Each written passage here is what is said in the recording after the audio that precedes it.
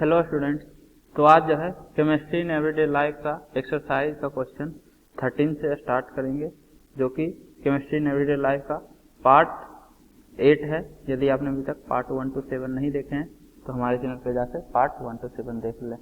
तो 13th question है, what are the main constituents of Dettols. Dettols में main constituent क्या क्या होता है? तो डिटोल आपका 2 कंस्टिट्यूएंट से बना हुआ होता है, क्लोरोजाइलिनोल एंड टर्पिनियोल। डिटोल के टाइम दोनों का स्ट्रक्चर बताए थे, क्लोरोजाइनिलोल और टर्पिनियोल का। यहाँ पे CH3 भी है,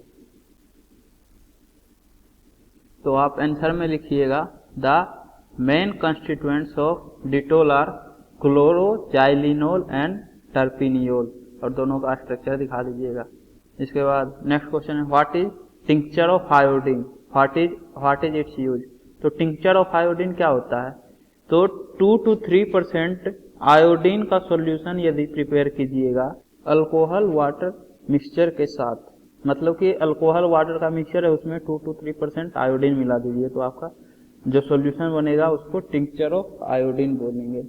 और ये एंटीसेप्टिक की तरह यूज होता है, इसको आप वाउंड्स वगैरह में यूज कर सकते हैं, या फिर कट्स है आपके बॉडी में तो वहाँ पे आप टिंक्चर ऑफ आयोडीन का यूज कर सकते हैं। अब लिखिएगा, tincture of iodine is a 2 to 3% solution of iodine in alcohol water mixture, it is applied to wounds as an antiseptic. इसके बाद नेक्स्ट है, व्हाट आर फूड प्रिजर्वेटिव। तो फूड प्रिजर्वेटिव किसको बोलते हैं? तो ऐसा केमिकल जो फूड को प्रिजर्व कर पाए, मतलब फूड आपका लंबे समय तक खराब ना हो, तो उसको फूड प्रिजर्वेटिव बोलेंगे।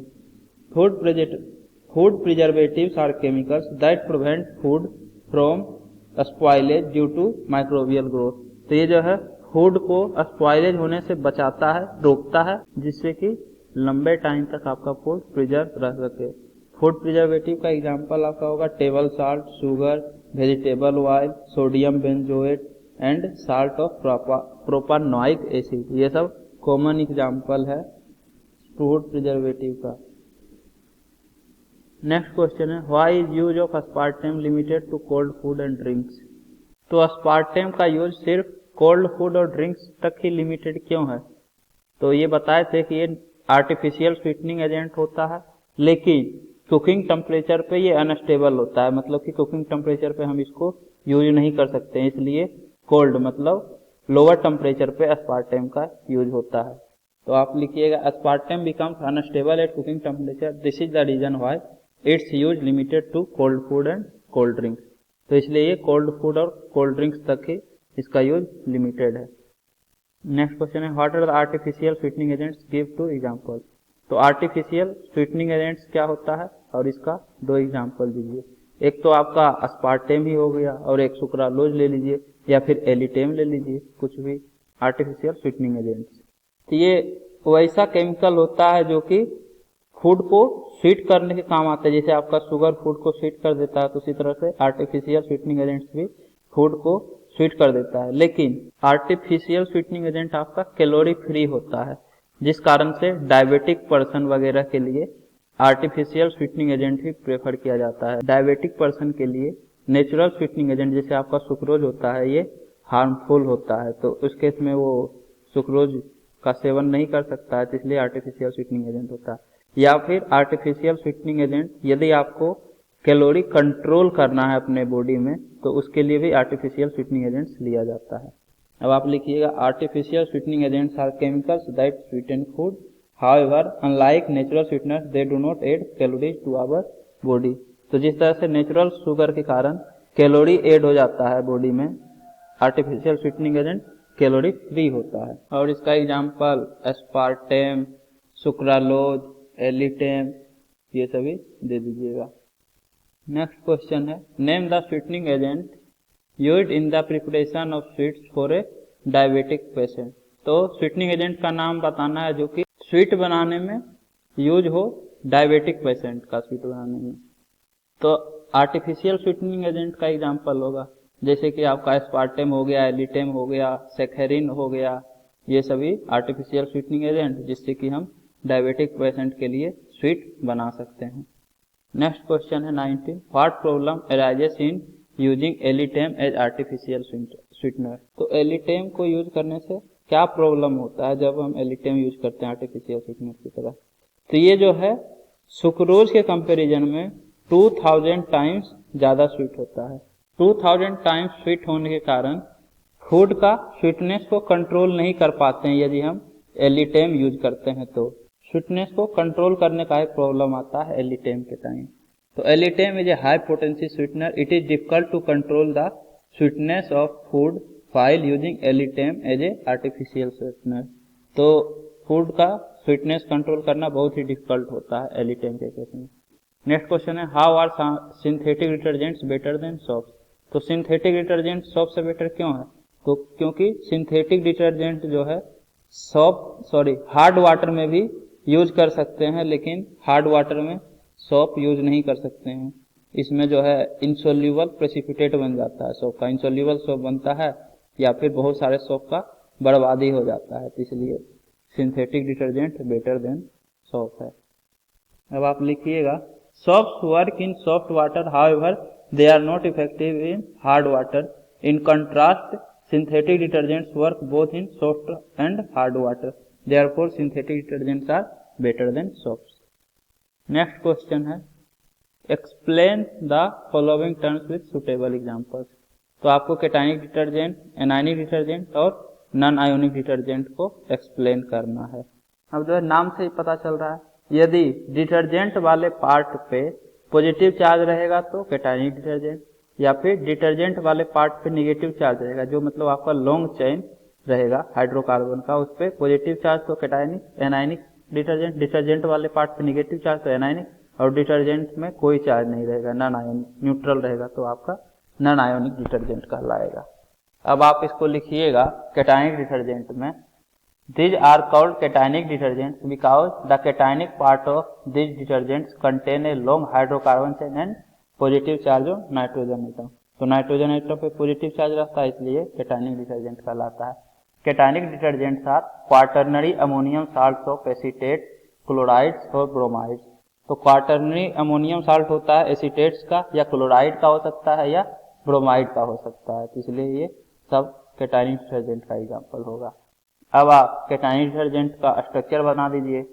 सेटाइल ट्राइमिथाइल अमोनियम ब्रोमाइड का, जो एनसीईआरटी में दिया हुआ था, पिछले लेक्चर में बताए थे, सेटाइल ट्राइमिथाइल अमोनियम ब्रोमाइड का स्ट्रक्चर।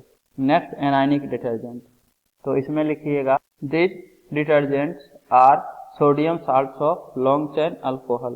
तो ये जो है लॉन्ग चेन अल्कोहल का सोडियम साल्ट होता है। They are prepared by first treating these alcohol with concentrated sulfuric acid and then with sodium hydroxide। तो पहले अल्कोहल को कंसंट्रेटेड सल्फ्यूरिक एसिड के साथ ट्रीट करते हैं, उसके बाद उसको बेस के साथ रिएक्शन करवाते हैं, तो आपका साल्ट बन जाता है, उसी साल्ट को सोप बोलते हैं। Examples of these detergents include sodium lauryl sulphate and sodium stearyl sulphate. दोनों के बारे में हम बताए थे जब एनायनिक डिटर्जेंट पढ़ाए, तो सोडियम लॉरिल सल्फेट और सोडियम स्टेरिल सल्फेट। इसके बाद नॉन आयोनिक डिटर्जेंट, तो ये नॉन आयोनिक रहता है, हाइड्रोकार्बन पार्ट इसमें सिर्फ रहता है। Molecules of this detergent do not contain any ion, this detergent are esters of alcohol having high molecular mass, they are obtained by reacting polythene glycol and stearic acid. तो ये जो है polythene glycol और stearic acid का reaction करवाते हैं, तो उसमें से -H2O हो जाता है, तो COOH और OH में से -H2O होगा, मतलब OH वाले पार्ट में से, तो आपका ईस्टर बन जाएगा। तो वही ईस्टर ऑफ अल्कोहल्स को आपका नॉन आयोनिक डिटर्जेंट बोलते हैं। इसका रिएक्शन हम बता दिए थे वहाँ पे किस तरह से नॉन आयोनिक डिटर्जेंट बनता है। इसके बाद नेक्स्ट है what are biodegradable and non biodegradable detergents, give one examples of each. तो बायोडिग्रेडेबल और नॉन बायोडिग्रेडेबल डिटर्जेंट क्या होता है? तो जो बैक्टीरिया के द्वारा डिकम्पोज हो जाए उसको बायोडिग्रेडेबल बोलेंगे, और जो डिकम्पोज ना हो इजीली उसको नॉन बायोडिग्रेडेबल बोलेंगे, और दोनों का एक एक एग्जाम्पल बताना है। तो आप लिखिएगा detergents that can be degraded by bacteria are called biodegradable detergent. Such detergent है straight hydrocarbon chain, for example sodium lauryl sulphate, तो ये जो है बायोडिग्रेडेबल का एग्जाम्पल हुआ। और फिर non biodegradable detergent that can not be degradated by bacteria are called non-biodegradable detergent. Such detergents have highly branched hydrocarbon chain. तो इसमें जो है हाईली ब्रांचिंग रहता है हाइड्रोकार्बन चेन के बीच में, तो इसलिए ये इजीली डिग्रेड नहीं होता है। और नॉन बायोडिग्रेडेबल डिटर्जेंट का एग्जांपल होगा सोडियम 41357 टेट्रामिथाइल ऑक्टाइल बेंजीन सल्फोनेट, तो ये नॉन बायोडिग्रेडेबल डिटर्जेंट का एग्जांपल है। इसके बाद नेक्स्ट है why do soap not work in hard water. तो हार्ड वाटर में सोप वर्क क्यों नहीं करता है? तो सोप जो है वो आपका पोटेशियम या फिर सोडियम साल्ट होता है, लॉन्ग चेन फैटी एसिड का, लेकिन हार्ड वाटर में Ca2 प्लस और Mg2 आयन प्रेजेंट होता है। तो Ca2 प्लस या Mg2 आयन के प्रेजेंस में सोडियम या पोटेशियम साल्ट जो है डिस्प्लेस हो जाता है, क्योंकि कैल्शियम साल्ट और फैटी एसिड इनसोल्यूबल होता है, तो ये सोप जो है इनसोल्यूबल सोप में कन्वर्ट हो जाता है, जिसलिए ये हार्ड वाटर में काम नहीं कर पाता है। क्योंकि पोटेशियम साल्ट जो आपका सोप था वो तो सोल्यूबल था वाटर में, लेकिन हार्ड वाटर में कैल्शियम आयन और मैग्नीशियम आयन प्रेजेंट रहता है, तो कैल्शियम आयन और मैग्नीशियम आयन के प्रेजेंस में सोप आपका प्रेसिपिटेशन रिएक्शन शो करता है, मतलब सोप प्रेसिपिटेट हो जाता है, सोल्यूबल से इनसोल्यूबल सोप बना लेता है, कैल्शियम सोप और मैग्नीशियम सोप। इस कारण से हार्ड वाटर में सोप वर्क नहीं करता है। सोप्स आर सोडियम और potassium salt of long chain fatty acid. Hard water contains calcium and magnesium ion. When soaps are dissolved in hard water, these ions displace sodium or potassium from their salt and form insoluble calcium or magnesium salts of fatty acid. These insoluble salts are separated as scum. तो ये जो है insoluble salt precipitate होता है तो नीचे बैठ जाता है स्कम के फॉर्म में, और रिएक्शन वहां पे था ही कि जो आपका सोप में सोडियम रहेगा तो सोडियम की जगह कैल्शियम लग जाएगा, तो कैल्शियम पे चार्ज +2 रहता है, तो इसलिए यहाँ पे 2 C17H35 COO होल 2 रहेगा चार्ज को बैलेंस करने के लिए। तो इस तरह से आपका इंसोल्यूबल कैल्शियम अस्टेरेट बन जाएगा, इंसोल्यूबल सोप जिसको बोलेंगे। This is the reason why soap do not work in hard water. इसके बाद नेक्स्ट क्वेश्चन है can you use soap and synthetic detergent to check the hardness of water. तो क्या आप सोप और सिंथेटिक डिटर्जेंट को यूज कर सकते हैं वाटर के हार्डनेस को चेक करने के लिए? तो सोप से तो चेक कर सकते हैं, सिंथेटिक डिटर्जेंट से हार्डनेस ऑफ वाटर चेक नहीं कर पाएंगे, क्योंकि ये हार्ड वाटर सॉफ्ट वाटर दोनों में वर्क करता है। लेकिन सोप जो है हार्ड वाटर के साथ फॉर्म प्रोड्यूस नहीं कर पाएगा, क्योंकि सोप इनसोल्यूबल सोप में कन्वर्ट हो जाता है हार्ड वाटर में क्योंकि Ca2+ और Mg2+ आयन के प्रेजेंस होने के कारण। तो हम सोप को यूज कर सकते हैं हार्डनेस ऑफ वाटर चेक करने के लिए, लेकिन सिंथेटिक डिटर्जेंट यूज नहीं कर सकते हैं। आंसर लिखिएगा soap get precipitated in hard water but not in soft water, therefore soaps can be used for checking the hardness of water. However, synthetic detergents do not get precipitated either in hard water or in soft water. Therefore, synthetic detergent cannot be used for checking the hardness of water. Next है explain the cleansing action of soap. तो soap का cleansing action explain करना है। तो surface chemistry के time हम cleansing action बताए थे सोप का। तो आपके पास क्लोथ से ये वाइल्ड ड्रॉपलेट मतलब डर्ट अटैच है, अब इसको रिमूव करना है। तो सोप क्या करता है, इस डर्ट वाइल्ड ड्रॉपलेट के चारों ओर मिसेल्स बना लेता है। इस तरह से चारों तरफ आपका देखिए सोप का पार्टिकल्स अटैच्ड है मिसेल्स फॉर्म में, और ये इस तरह से अटैच होता है कि आपका हाइड्रोफोबिक पार्ट जो है वाइल्ड ड्रॉपलेट से अटैच रहता है, और हाइड्रोफिलिक पार्ट जो है वो आपका वाटर के साथ अट्रैक्शन में रहता है। तो चारों तरफ से मिसेल्स फॉर्म हो गया और हाइड्रोफिलिक वाला पार्ट वाटर के साथ अट्रैक्शन में रहता है। तो अब ये अट्रैक्शन में वाटर में इस तरह से रहता है कि वाटर की तरफ ये जाएगा और ये हाइड्रोफोबिक पार्ट को वाइल्ड ड्रॉपलेट अट्रैक्ट करेगा। तो हाइड्रोफिलिक पार्ट वाटर के साथ अट्रैक्शन में रहता है। तो स्टीयरेट आयन को वाटर अट्रैक्ट करता है हाइड्रोफिलिक नेचर के कारण, क्योंकि ये वाटर के साथ अट्रैक्शन में रहता है। तो जब ये वाटर में खींचता है स्टीयरेट आयन को, तो स्टीयरेट आयन के साथ वाइल्ड मॉलिक्यूल भी जो है डर्ट आपका वाइल्ड ड्रॉपलेट वो भी वाटर में चला आता है, क्योंकि ये हाइड्रोफोबिक पार्ट के साथ अट्रैक्शन में है। तो इसके साथ अट्रैक्शन में रहने के कारण क्लोथ से हट के वाइल्ड में चला आता है, इसलिए क्लोथ से आपका वाइल्ड ड्रॉपलेट हट गया। तो इस तरह से आपका क्लींसिंग एक्शन होता है सोप का।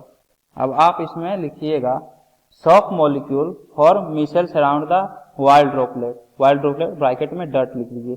इन such a way that the hydrophobic parts of the stearate ion attach themselves to the oil droplet and the hydrophilic part project outside the wild droplet. Due to the polar nature of hydrophobic part, the stearate ions along with the dirt are cooled into water, thereby removing the dirt from the cloth. तो hydrophilic part के कारण wild droplet जो है stearate ion के साथ साथ cool हो जाता है वाटर में, तो जिससे कि क्लोथ से आपका वाइल्ड ड्रॉपलेट हट जाता है, तो इस तरह से आपका क्लोथ क्लीन हो जाता है।